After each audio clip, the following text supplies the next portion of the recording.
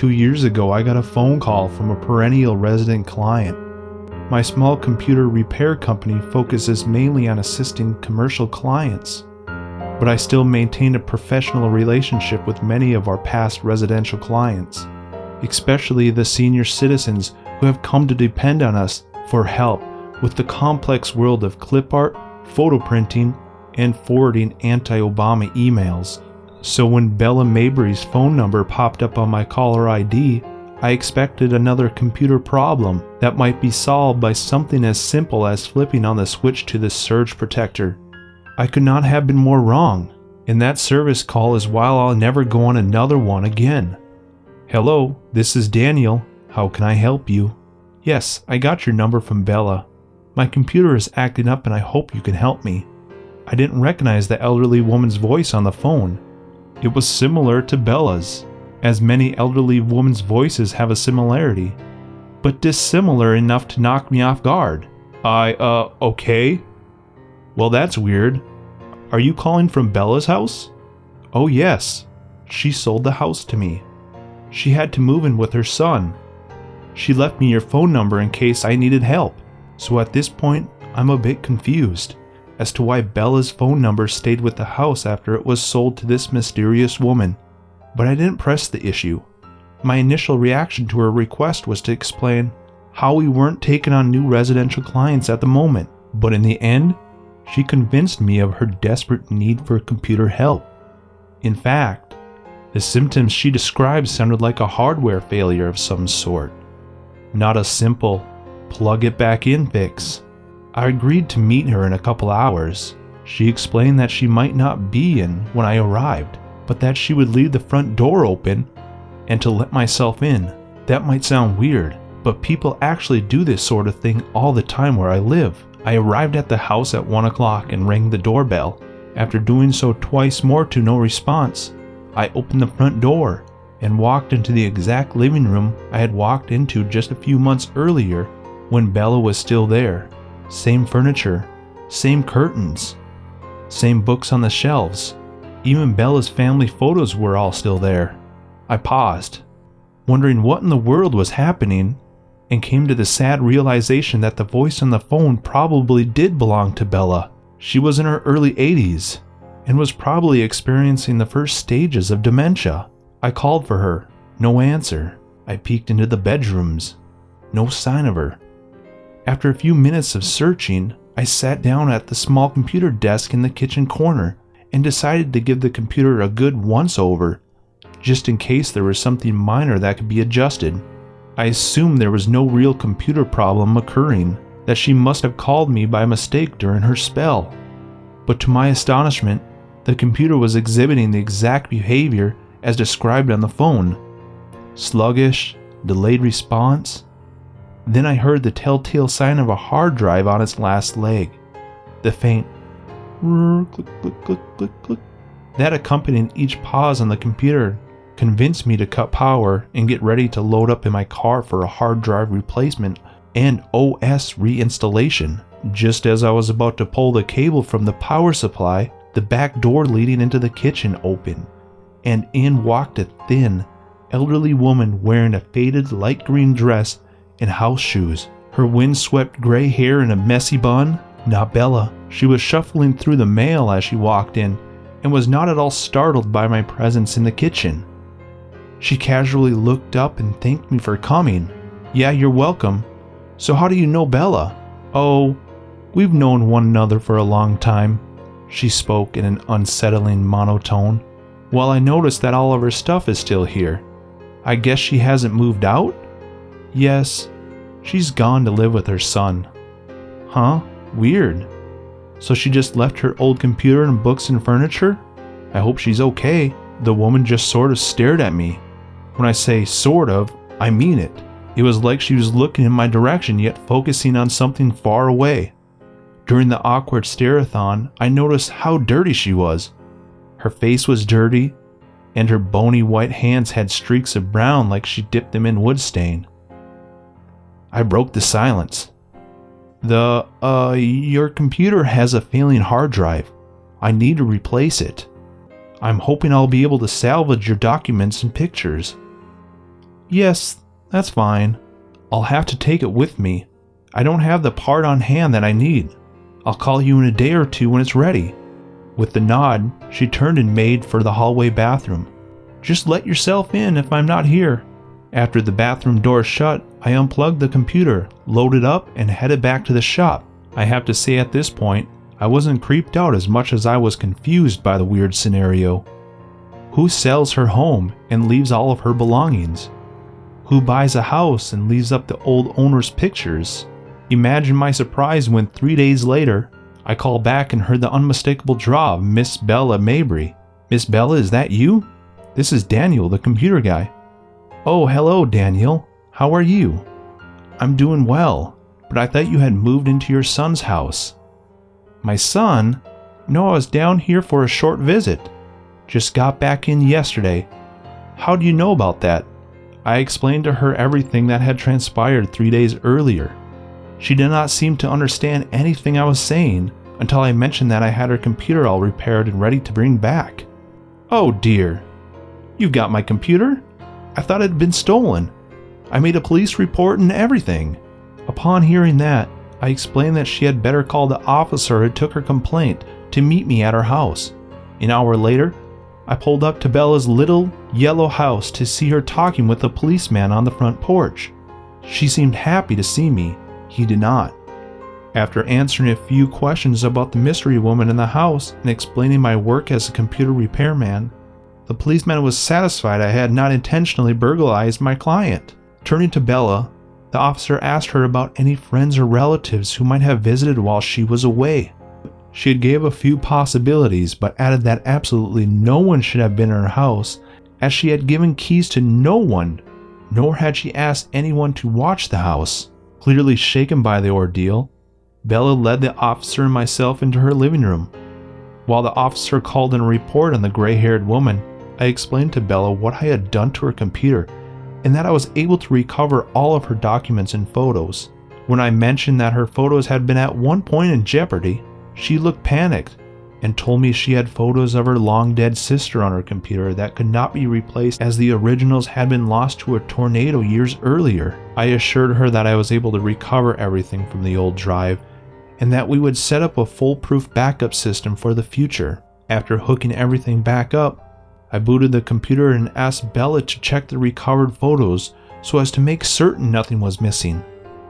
As Bella flipped through the photos, I realized that her sister must have died at a young age, a long time ago. The photos were old, and her sister was about 10 or 12 years old lying on the bed. Bella confirmed this as she continued checking the photographs. "How did your sister die?" "She stayed sick till the day she died 18 months later. We had doctors from all around come to check on her, and not one of them could help her or even tell us what was going on. These sickbed photos was the only ones we can get of her, because she wouldn't lie still long enough beforehand. None of us knew how to work a camera back then, but we had this nanny come stay with us before Sissy got sick, and she loved taking pictures. Said they preserve more than just memories." She continued telling me about her sister, but I didn't hear a word of it. Something I had seen in one of those photos made my blood turn cold. "Wait, go back one.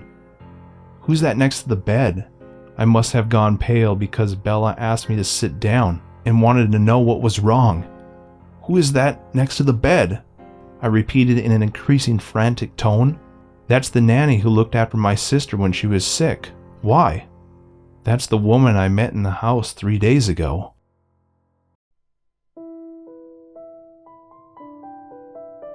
My sister is 13 now. Her name is Zoe. She has blonde hair, blue eyes, and she likes pop music, fashion, and other typical teenage girl stuff. I really do love her. I must have been 7 or 8 when she first came home. I was excited to finally see my little sister. At first I had been annoyed that the baby was going to be a girl, as I had just wanted a little brother, but I was happy when she eventually did come home. This kind of disappeared quickly though. It was about a week since Zoe first came home. My dog Rusty just would not calm down. Whenever he was in the same room as Zoe, he just barked like mad at her. Eventually, as my parents were scared that he would hurt her, they got rid of him. They didn't even talk to me. I just came home one day and he wasn't there. It was only when I asked about it that my mom just casually said, "Oh, we got rid of Rusty. We were worried about Zoe." Then she went back to feeding Zoe. I was confused. Both of my parents just abandoned my dog, my best friend, in some pound somewhere, and they didn't even bother talking to me. They weren't even sorry. This was when I first started to gain some disdain towards them. It wasn't her fault, of course. If we had kept the dog, she probably would have loved him too. I just blamed her at the time. When she was 1, I was kicked out of my room. We lived in a 3-bedroom apartment, just on the outskirts of some big city. There was my room, where I kept all my stuff. My parents' room, which was where Zoe had slept in a cot in the corner, and the tiny guest room. My parents had decided that Zoe should have her own room, but instead of refurbishing the guest room for her, they kicked me out of my room and gave it to her. Any protest I had was quickly silenced, and I could only watch as my room, my one free area that I had any say in, was transformed. Sports posters were replaced with pictures of ducks and sheep. My bed was replaced with a pink wooden cot, and everything else that made my room mine was changed. They didn't even give me my bed or my TV or anything.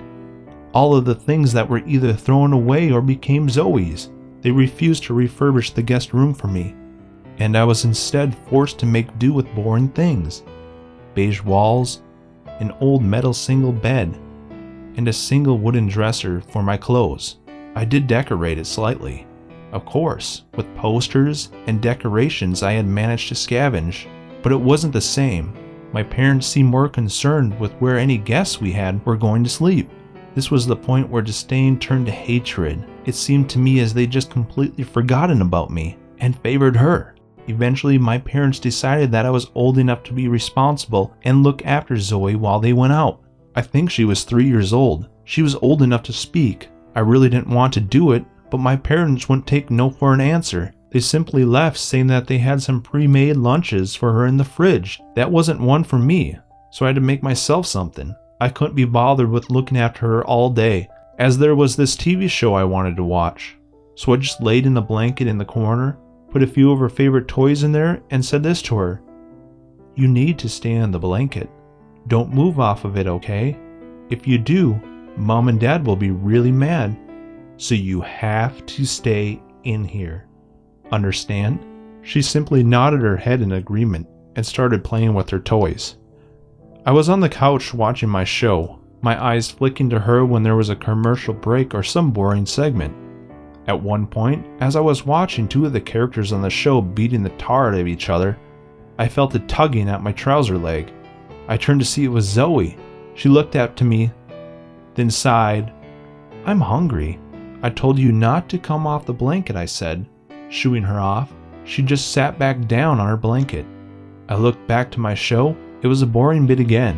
The victorious character was monologuing over the unconscious body of the loser. I couldn't just not feed her. Harsh feelings aside, I got up and walked to the kitchen. As I was opening the fridge to get her lunch, I heard her say from the other room, "Daddy won't come." I was confused, but not enough to stop me in my tracks. "What did you say?" I asked, carrying her lunch over to her. "He won't come." "Come where?" "Here, back." I was quite unnerved by this, but I didn't think anything of it. About half an hour later, the phone rang. I didn't check the number, assuming it was my mom, but instead a male voice that wasn't my dad came through the receiver. "Hello, is this Daniel and Zoe?" The voice sounded serious and kind of upset and disturbed. "Oh yeah, I'm Daniel. Who is this?" The voice then proceeded to explain to me, nice and clearly, that there had been a traffic accident. My mom was in critical yet stable condition, but my dad was not so lucky. He had survived the initial collision, but died on the way to the hospital. The next few hours was a blur. I just switched off the TV and stared at the blank screen as I waited for my Uncle Jared, who was married to my dad's older sister, my Aunt Louise, to pick me and Zoe up. We spent the next few days at his house. My aunt was inconsolable. I was just dull. I didn't speak. I barely left the bedroom I was in.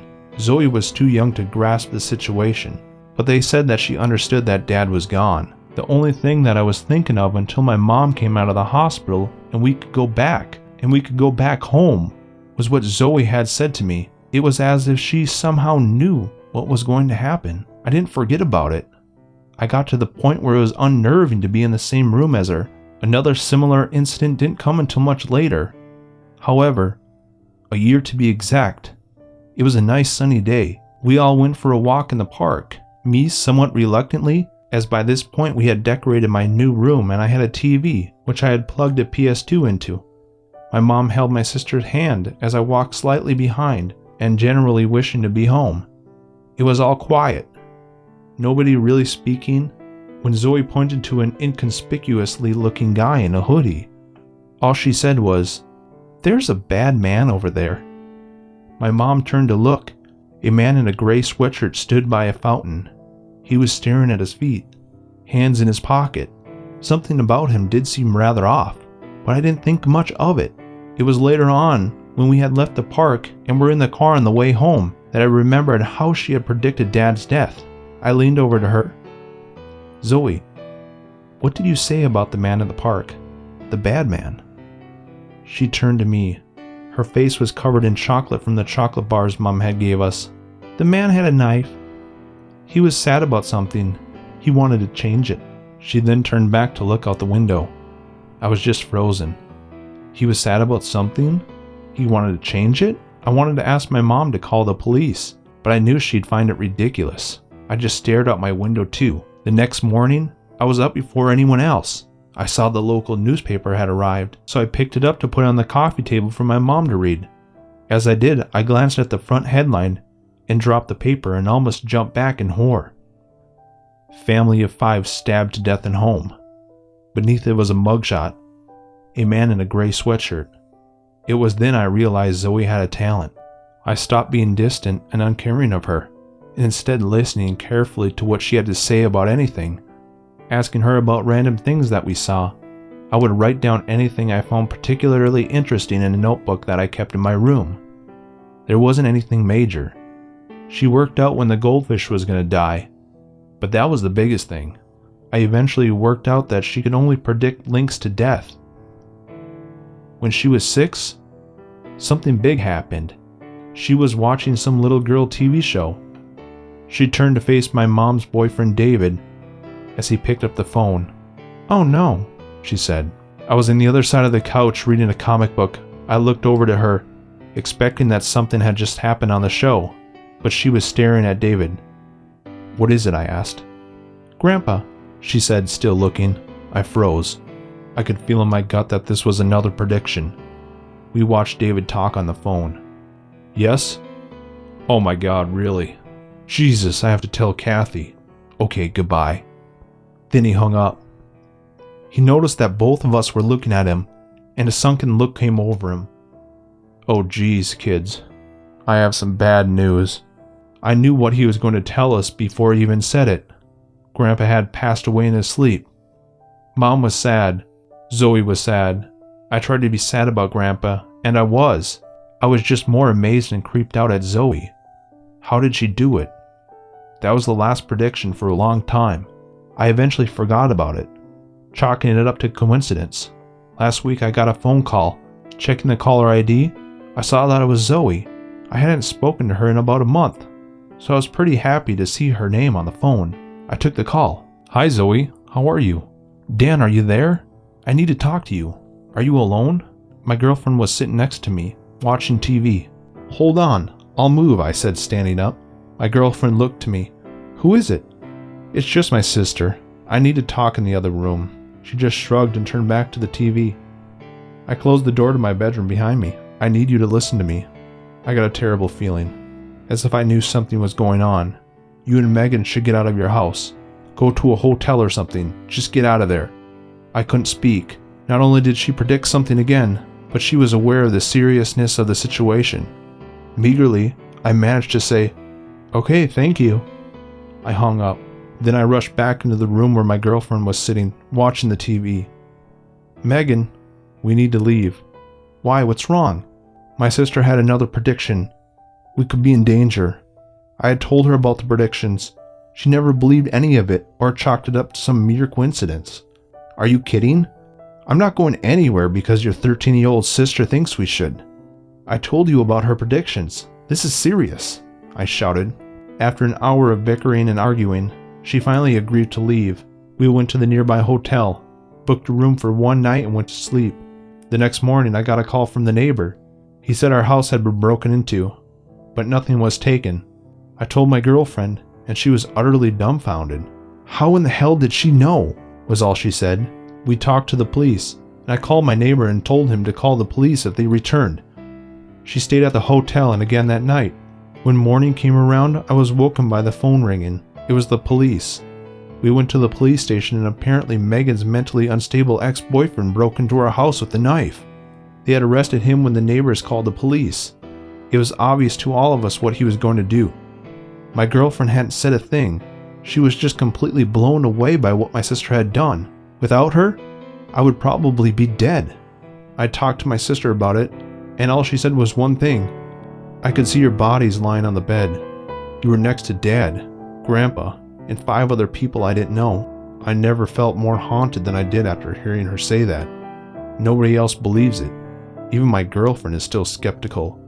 But I know for sure that my sister has a gift.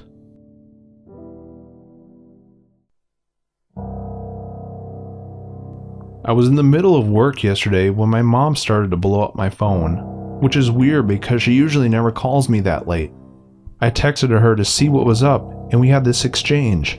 Hey, I'm at work, what's up? I got this voicemail and I'm freaking out. How is it possible? From an unknown name. Listen for a few seconds. It's not playing for me. What's the message saying? It says, "This is Dad. I'm trying to contact you." It is really his voice. At first I couldn't get the message to play, so I didn't think about it. My mom has always been into ghost stuff, and I'm your average atheist that thinks it's all bullshit. When she called me on my brother's phone and played the voicemail though, and a shiver went down my spine. We talked on the phone and she said the message came from 000000000, and the phone never rang. Just went straight to voicemail. After I got off work, I sent the audio my mom texted me, converted it into an MP3, and got it to play. 2 things immediately jumped out. This is Dad. I was trying to contact you. It's not at all like a voicemail he would have left. His voicemails always would be something like, "Hello. I was just calling to see how things were. Call me back when you get a chance." It was especially weird that he had to reinforce "This is Dad."